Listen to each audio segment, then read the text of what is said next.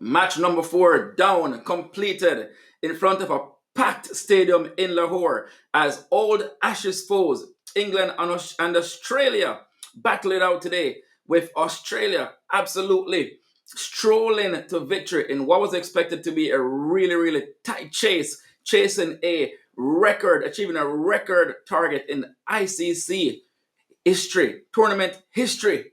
Samir Malik, how you doing, man?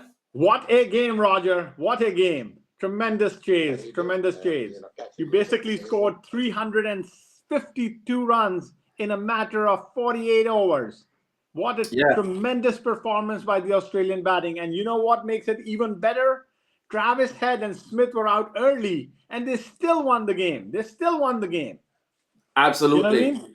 Earlier, England won the toss, decided to bat, and scored a mammoth 351 for 8 on what was an absolute road. England, after losing 2 early wickets, a wicket of Phil Salt early, and also James Smith, then that followed up with a huge partnership between Ben Duckett, who scored a brilliant 165, and Joe Root, who scored 68 runs. That total seemed to be a total that was I'm not going to say out of the reach of the Australians, but many believe at this point England were favourites. Now, Australia began their chase, losing a couple of early wickets as well. And then a really good partnership between Matthew Short, 63, and Labuschagne, 47, then sort of led to some whatever recovery. But man of the moment, Josh Inglis, 120, finishing the game with a 6 flicked over square leg. Alex Carey 69, and Glenn Maxwell applying the finishing touches. Now, Samir, this innings by Josh Inglis. Talk to me about it. Hey, listen, as you said, he finished the chase with a six. He scored his century with a six. The guy was just a six machine. He had six sixes. And remember, this is not being played on a small cricket ground. This is not one of those Indian cricket grounds which has a 50-meter boundary or a New Zealand ground which has a 50-meter boundary. This is an Lahore stadium which has an 80-meter boundary. And he was clearing these boundaries with ease. I think, listen, England didn't perform badly. We're not saying that England performed badly here, but Australia was exceptional, especially considering they gave up 352, lost Travis Head early, lost Smith early, and at the same point, remember they were playing without their best bowlers, Hazelwood, Stark, and Captain Cummins, all three out of this tournament, and Australia still wins this. This is unbelievable. I'm going to be honest, before the game, I didn't expect Australia to do this well. And if they were going to do this well, I thought Travis Head would be the guy who would go in. But guess what? Australia has a new hero, Josh Inglis.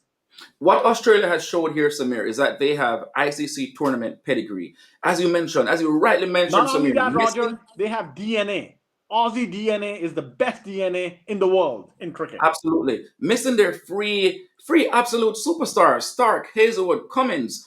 Now, obviously, Australia has strength in depth. And, Spencer Johnson and these guys are not exactly, these are pretty good performers as well. But Hey, listen, that's why I said this I'm not off. taking anything away from England. Okay, England performed very well with the bat. I think maybe they scored a little bit less. Me and you were going back and forth early in the morning when they were 200 for two. We thought the score would be close to 380, 400. So I think the Australians did very well pulling it back. But I'm going to tell you something. Here is the key right now. The key to Australia was when Steve Smith, the captain, remember, Steve Smith's not the regular captain anymore, but he was a great captain back in his day. He brought in Marnus into the attack, and Marnus got those 2 wickets, okay, in the middle order. That changed the game. Remember, he also got Ben Duckett's wicket, but he also got Carse's wicket right when they were ready to score runs, right? That's what it was. Let's take it back to the England innings, Samir. And as you rightly mentioned, at 230 overs with 2 wickets down, many would have thought England would have gotten a much bigger score. But Simon Dool, Samir, on commentary, made a suggestion that England needed to start going really, really hard with Zampa in the attack at that point. I thought that was a huge mistake. And I believe that Brendan McCollum had a similar mindset. My thinking was that if Australia England continued on the same path with Joe Root and Ben Duckett, and they got to around 300, let's say in 42 or 43 overs, they would have gotten a score closer to 200. Hey, listen, but they were at 200 for two. They lose Joe Root in the 31st over. I think Hmm. the problem all season long for them, not only the start of this game, but even in the last few series, you know what the problem is? It's Harry Brook. Harry Hmm. Brook has been out of form. Remember this guy was a run-making machine. We were comparing him to Joe Root early in his career, where we were saying, "Hey, listen, this guy's going to score a ton of runs," and I hope he's going to score a ton of runs. But the subcontinent has exposed him. Remember the 3 games before the Champions Trophy that they played in India? Indian bowlers dominated Harry Brooks. So I think that's the real issue. I think Harry Brooks is out of form. Remember, he comes in at number 5. I think there was a very courageous move by the English setup where they brought in Jamie Smith. It's the right idea to bring him in, try to up the ante, and he tried to. And then after that, Joe Root, tremendous innings. Once again, Joe Root didn't play, a great knock, but he played a good knock. He accompanied Ben Duckett. Ben Duckett scored 165. Usually, when you score 165, you want to be at the winning end, right? But Josh Inglis basically took over. That's what happened. Talk to me, Samir, about Ben Duckett. Unbelievable. Excellent, excellent innings. I think once again, as I said, the only reason he got out was because they brought in Labuschagne, in the 47th over. Who brings in Labuschagne in the 47th over? Only Steve Smith, the captain, right? Courageous. Hey, listen, it's about courage. We've spoken about, this tournament in depth. We've talked about it, with Babar Azam not being courageous in a 300 chase. Australia today was courageous. That's the bottom line. You need to have no fear. You need to play fearless cricket and you need to score runs. That's the bottom line. Ben Duckett is not the most attractive looking player. And to be honest, throughout the early part of his career, I had doubts in Ben Duckett as a player. But he has been a serious performer. And he has shown that he's really an outstanding player. He hits the ball to strange areas of the ground, Listen, Samir. listen, Not the runs, best runs. Roger run. runs. That's it. It's You all got about to run. focus on runs, man. He scores runs. Who cares Mhm. how he looks, what he looks? Doesn't matter. Runs is what counts. Is there a better player to bat at number 3 than Joe Root? I know England experimented, and you just mentioned that you agreed with the idea of I, James I I Smith. love that idea. I love that idea. Yeah, I think India tomorrow plays Pakistan. We're going to discuss that in a few. I think India should do the same thing with Kohli. Bring in Iyer at number 3. Bring in Kohli at 4. England did excellent with what they did today. Hey, listen, any other team and they scored 352, they would have won this game. The yeah. reason why they didn't win this game is because of Australian DNA. Look, right off the start, look at this scorecard, man. Once again, I know a lot of people aren't going to focus on this. Guess what? Look, Matthew Shot, 63 of 66. Travis Head and Smith got out early, so we don't focus on their strike rates, but they Mhm. didn't waste time. Labuschagne, 47 of 45. Inglis, 120 of 86. Alex Carey, 69 of 63. Glenn Maxwell, 32 of 15. Everyone is way ahead. At least run a ball. If not run a ball, they're scoring 2 runs a ball, right? That's the bottom line. Strike rates are what counts, especially in a chase like this. England made 351, what seemed to be a very good total. Obviously, it's a good pitch, but the England fast bowlers, Samir, in the middle during that partnership between Inglis, Carey, and earlier, obviously, um, and Labuschagne and Short conceded 226 runs in the middle in 26.3 overs at a shocking economy rate of 9. Yeah, yeah. Hey, listen, it was very tough for England today. Mark Wood got hit.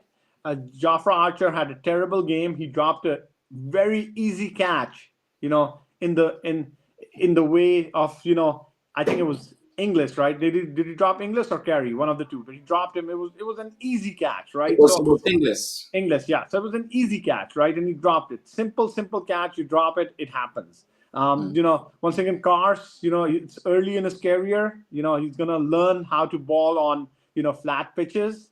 And I think actually English spinners did pretty well. If you look at Adil Rashid, you look at Liam Livingston and Root, they actually balled pretty decent.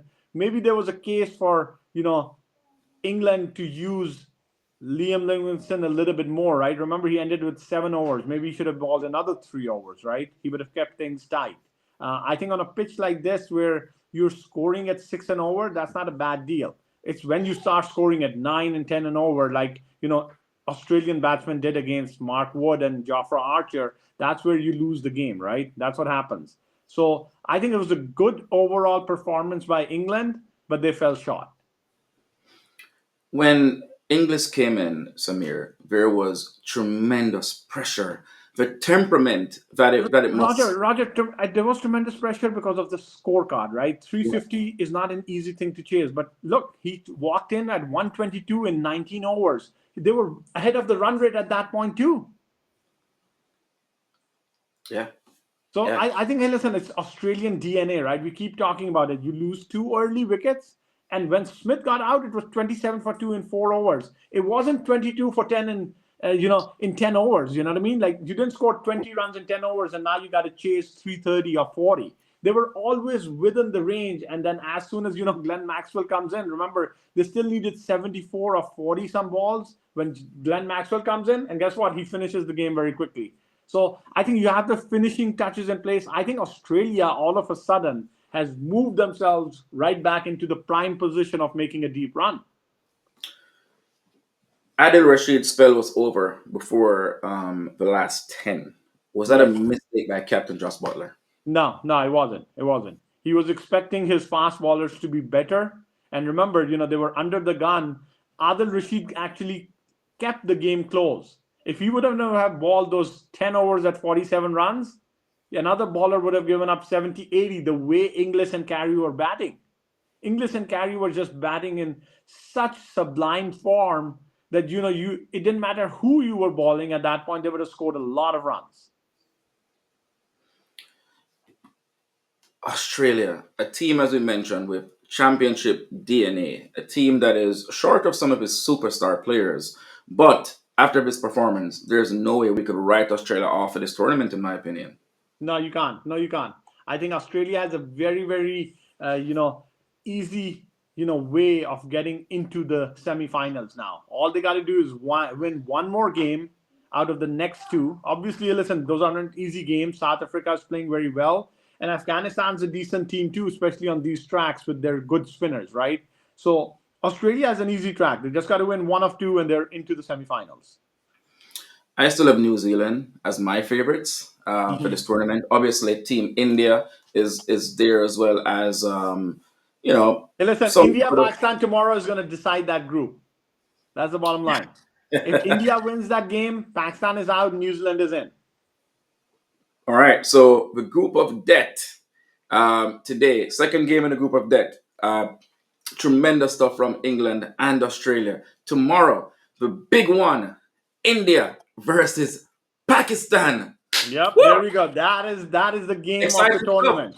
That's the game of the tournament, man. I'm going to tell you, it reminds me, and I remember all the great Pakistan India clashes, and this is bound to be another one of those. You know what I mean? Especially, you're playing, even though you're not playing in Pakistan, you're playing in Dubai. It's the Mhm. closest to Pakistan, right? So I think this is going to be a tremendous game. Pakistan already has beaten India twice in Dubai in the last few years. Remember in the World Cup, India scored 151. Pakistan chased it down without losing any wickets. So I think, Pakistan's going to go into this game with a certain degree of confidence. But again, India, hey, listen, India is a very, very, very good side.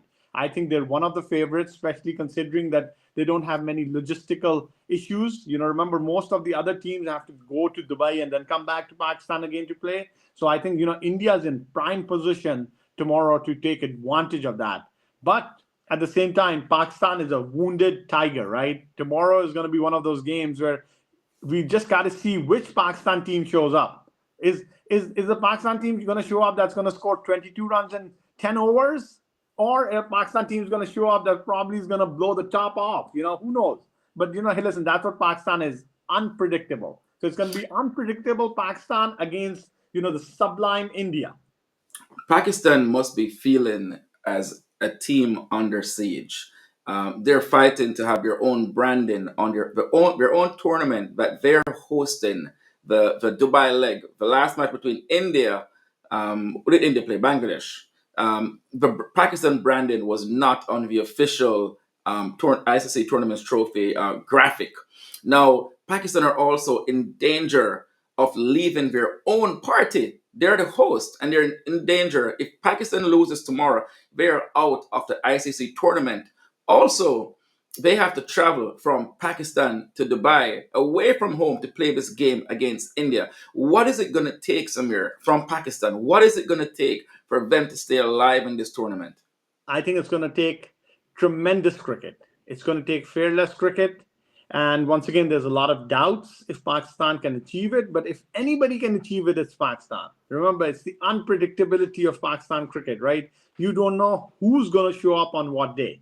Um, I think Pakistan's got a good chance tomorrow, considering the recent history in Dubai, where Pakistan has actually played well against India. And remember, the one bowler from India, which has consistently given Pakistan problems, is not playing tomorrow. That's Bumrah. Mm. Pakistan's actually, if you look at it over the recent past, Pakistan's actually controlled, the Indian batsmen pretty well, right? So the bowling has been an issue to face, and Pakistani batsmen have struggled against the Indian bowling. And tomorrow, they're not going to have Bumrah. So I think, Pakistan has a very good chance.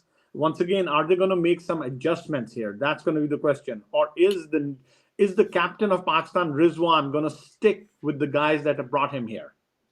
Well, Fakhr Zaman, unfortunately, is Yeah, out he's of the gone. tournament. He's gone. Yeah. And he has been replaced by Umar No, uh, Imam ul Haq. Imam ul Haq.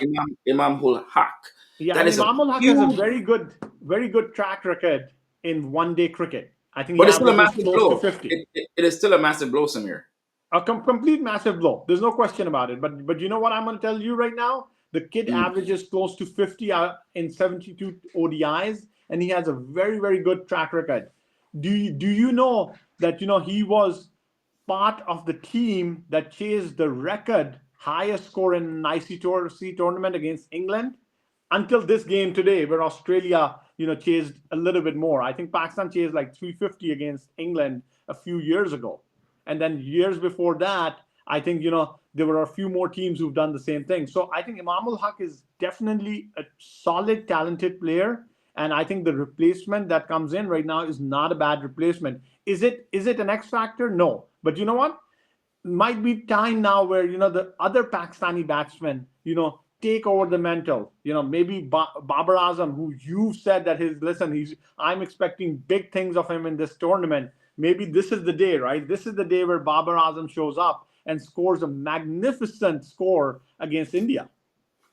Well, this pitch in Dubai, it's not the same as a pitch in Lahore. This Yes, it pitch is isn't. going to take spin, and Yeah, I but believe but you know what? You know what? A pitch like this is actually where Babar Azam plays his best. You've seen and that's that what in I the was going to say. previous. That's what I'm Yeah. going to say. Salman Aga and Babar Yes. Azam. This could suit them because the Yes. middle overs are going to be key. It's Yes. going to be key to get a solid score, 270, 280. This is not a 350 or 400 pitch.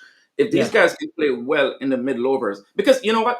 Pakistan has lost three of their last five one-day internationals. India has obviously been in better form. They have lost four of the last five. But Pakistan is not a team that plays based on form. Pakistan is very unpredictable. And again, whenever Pakistan has done well, I don't expect it to happen tomorrow. I fully expect Pakistan to lose, and I fully expect them to be out of the tournament. But whenever Pakistan has done well in previous ICC tournaments, they have able to summon So, something from this sort of hey, place. listen, Roger. Now, remember the last edition of this Champions Trophy that was played in England. Hmm. Pakistan was in a similar position. They were almost out of the tournament, literally midway through the match, and then all of a sudden they came roaring back. Right? Hmm. That is what Pakistan's all about. I fully expect at some point India to be dominating, and then I think Pakistan is gonna reverse course, and that's it. That's where the horse takes over, right? The final lap. That's what Pakistan does every time. So I fully expect here is the key. The captaincy for Pakistan was poor in the first game, right? Obviously, the chase was very poor, and then we were affected by Fakhr Zaman. But now that they know that Fakhr Zaman is out, he's gone, I think the team is going to depend on the players that are there. I am fully expecting tomorrow that they will only make one change. Imam ul Haq will come in place of Fakhr Zaman, who's been in very good form. Imam ul Haq in the warm up games scored a 90 odd against South Africa. And then the other day, he scored a 150 in a domestic game at home. So I think he's in good form. He has the runs on the board. Obviously, runs in warm-up games are not the same as runs in international cricket. But hey, listen, that's the momentum that you require, right? So I expect that Imamul Haq will be playing, and that Pakistan's going to play the same exact squad. But I would love for a few changes to happen. If tomorrow morning I see that Imamul Haq is opening with, let's say, Tayyib Tahir, who's actually batting at number 6, but he's actually a top order batsman in domestic cricket. If they bring him in, bring Babar into the middle order or number 3, which is his favorite position where he scored the most runs, and then move Saud Shakil to 5 and Agha to 6, and then you have Quicktill. I think that's what you want at this point. So Pakistan has to make those changes. Now, if I see the same thing that Babar Azam is opening and he has no aggressive stance, then of course Pakistan's in trouble. Hey, listen, the other day, one of the biggest criticisms for Babar Azam wasn't that he scored a 64 of 90. It is how he scored the 64 of 90, right? If he would have scored the 64 of 90 with aggressive intent, everybody would have been fine with it. He just went in and he was playing casually as if he was chasing 250. Well, again, if Babar scores, again, Babar for me in this innings, in this game, the key is going to be how he plays in the middle overs. So he doesn't have to open, obviously, right? Babar and Aksam and Aga, I expect these guys to these guys have to take control of the Yeah, middle but order. Salman Agha has been in very good form, Roger. Salman Agha Yeah, has been in great form.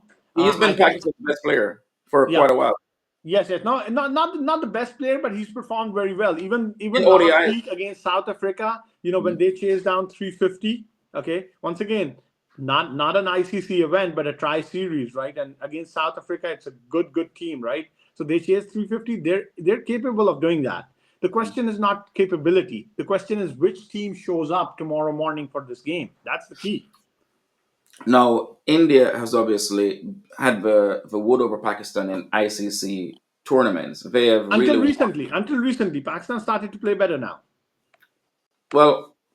Pakistan has the edge over India in ICC Champions Trophy. Yes, Pakistan has won 3 out of 5 matches, while yes. India, in terms of just tournaments in general, ICC tournaments have Yeah. won 8 out of 11. Hey, listen. So India is India has going in the overall favorites. edge. India is going in favorites. They're going to play the same side. I think India missed a trick there the other day. I think India, because they were chasing 230, they played it safe. Even if you look at Shabnam Gill, uncharacteristically played pretty slow compared to his average strike rate, right? Usually when Shabnam Gill scores 100, the strike rate is well over 102 at that point, right? Mhm. So it was uncharacteristic, but maybe they were told that this is how we want to approach this because of we want to make sure that we take the conservative route to the knockout stage, right? That's what I think happened here. But I think tomorrow the gloves are off. I think tomorrow India's plan is they're going to pressure Pakistan as soon as possible whenever they get a chance. And I think that's where Pakistan gets the opening, right? Especially if Sharma goes off immediately and then Shabnam Gill and Virat Kohli are in attacking mode. That's where you create the chances. And if Pakistan takes those chances, then Pakistan has that opportunity to overcome India here. That's what But happened in the recent ICC events. right, but Samir, in the last game between India and Bangladesh, what was obvious, what was apparent, was that these conditions, it's you have to score in a power play against a new ball because it gets tough in the middle overs. Yes. This is really what So slowed so so Shubman Gill so so down. what happened? So what happened in the Indian Bangladesh game is that Bangladesh batted first. It was a very good pitch to bat on, and they lost early wickets. Once again, all credit to the Indian bowlers, right? But I Mhm. think whoever wins the toss tomorrow wants to bat first because as the day goes on, the pitch is going to slow down, and Yeah. there was no dew. Remember today in England, Australia game in Lahore, there was dew, but Mhm. the other day in Dubai there was no dew. So once again, it all depends on if the dew shows up or not. Once again, it's conditions. You don't know how the conditions are going to be. Virat Kohli, 15 runs. 15 runs to become the third man in history to score 14,000 ODI runs. That will be a monumental achievement for one of the. Virat Kohli for me is a goat of ODI cricket. He's a goat. Averages close to 60 with a fantastic strike rate. I believe he's the best ever in terms of ODI cricket. What will this mean for Virat Kohli and world cricket in general. Tremendous achievement. Tremendous achievement. He's going to be the third batsman after Sangakkara and Tendulkar to get to Mhm. 14,000 runs. Um, I'm not sure if Kohli gets to Tendulkar. Okay, Tendulkar's at 18,000 plus, but still a Woo! very tremendous achievement. And Yeah. I'm going to tell you something else. Look at the top three batsmen. They're all batsmen from the Asian subcontinent, right? That is an achievement on its own. That, hey, listen, players of this capability, and especially, once again, giving Kohli all credit for what it's due. Tendulkar was the greatest batsman in cricket, in this era at least. Obviously, Donald Bradman is considered the GOAT of all time, but Tendulkar is definitely the GOAT of this era, right? And now for Kohli to come in and do what That's for he's going another to show. do. That's your opinion, but that's for another show. Of course, my opinion. But hey, listen, once again, anytime you tell me a batsman's averaging 99, I can't fight that. No matter, it doesn't matter where he played, what he played. If he's averaging 99, I can't really challenge that, right? I'm not going to So get into this conversation today. so he listen. Once again, you can't, because he listen. He averaged 99. Every time you say something, all I got to say is 99, 99, 99. That's it. Yeah. You know what I mean? And so I think Kohli is one of the greatest batsmen of this era. Okay, 14,000 runs is a great achievement. But how he's done it is the key, right? Remember, that is, I think, the biggest thing. And at 37 years old, or almost 37 years old, I hope that he keeps on going for another couple of years, because every time you look at him, you say, hey, listen, this reminds you of what batting is all about, right? Remember, not only in one day cricket, but he's done well in T20, he's done well in Test cricket. He is definitely one of the best batsmen of all time. My expectation is that India will play the exact same team. Do you expect any? That's a team No, that played. Do you expect no any change? changes. No changes. I fully expect India to go with the same team too. And Pakistan, except for Imam ul Haq, or do you expect any changes No, for no, Pakistan? same changes, same team. I think. Hey, listen, once again, the ICC event, the way it's set up right now, is basically, hey, listen, you're gonna play three games, so you got to go consistently with the same teams until unless, like for example, I think Bangladesh in the next game is gonna make changes, right? They have no choice but to make changes. But Pakistan is gonna go with the same team. They're being forced into making a change because of Fakhar Zaman's injury and exit from the Champions Trophy. But once again, as I said, hey, listen, this is going to be a big event. It's going to be one of the best games of the tournament. There's a lot of hype around it. Obviously, hey, listen, I heard Shabnam Gill this morning coming out and saying, hey, listen, it's just a normal game. And then Pakistani coach is coming out and saying it's the normal game. It's just another game. It ain't another game, guys. This is the greatest game of this tournament. That's the bottom line. One thing's for sure: the game tomorrow is more than just cricket. Whether or not that game is going to be a humdinger on the pitch remains to be seen. But there is tremendous hype surrounding India, Pakistan. Again, England, Australia today. Everything we expected and more, with Australia massacring England. You've been watching all our cricket and our continued coverage of the Champions Trophy. Bye for Take now. care, guys.